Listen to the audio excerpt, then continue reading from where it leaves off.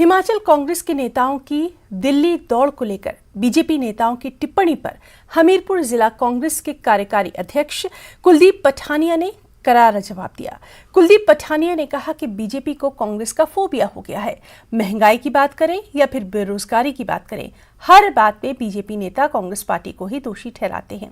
ऐसे में लगता यही है कि पिछले 8 सालों से देश में कांग्रेस की ही सरकार चल रही है। बीजेपी सरकार से हर वर्ग दुखी है।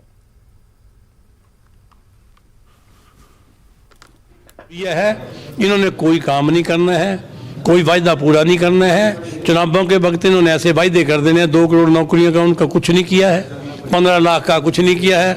हर चुनाव में पिछला जो आपका रिपोर्ट कार्ड है उस पर इम्प्लीमेंटेशन कितनी हुई है वो दिखा जाता है।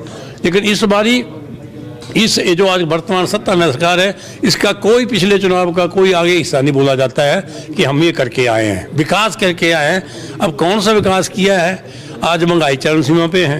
140 रुपये मुर्गा और 140 रुपये दाल, घर की मुर्गी दाल बराबर।